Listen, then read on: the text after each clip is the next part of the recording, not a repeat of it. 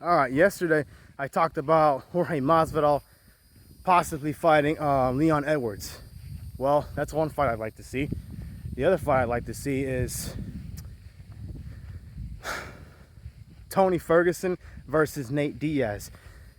Reason number one, both guys are coming off at least 2 losses or more. 2, both of their losses were very unimpressive, kind of disappointing. Nate Diaz did not impress. I don't care what he did in the 5th round with Leon. We all know he lost that fight. He got beat pretty badly. Tony Ferguson, no comment on that, you know, whatever. I still love El Cucuy, though. He's a great fighter. This fight makes the most sense in the world to both guys, all right? Like I said, neither guys won a fight in a while.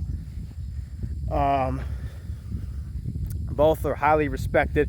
I'm pretty sure fans would pay to see this fight. I sure as heck would. They both are capable of finishing guys. Tony Ferguson, we already know he won 12 fights in a row. Most of those fights were finishes.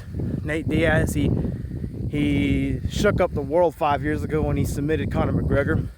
Almost had him retire at one point because he didn't want to come back and fight him again. And like I said, they're both a pay-per-view draw. They're both worth money. I think Nate's worth a little bit more, but people would pay to see Tony fight too. As far as who would win, sorry, I usually pick Tony to win his fights, but I have to say I think Nate Diaz would win this fight.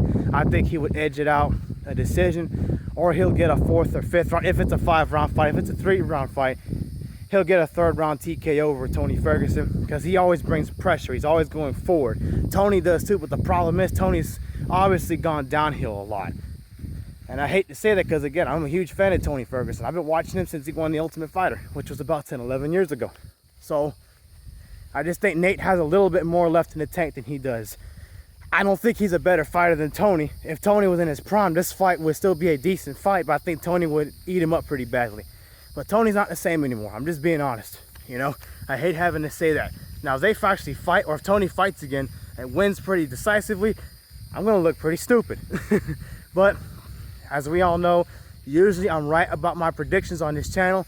So if, and only if this fight ever happened, I have to go with Nate Diaz winning this fight. Like I said, it'll be either a late finish or a unanimous decision just because Tony's very durable. He's very tough. He could have easily lost his last 2 fights by submission. What was it? Armbar with Oliveira.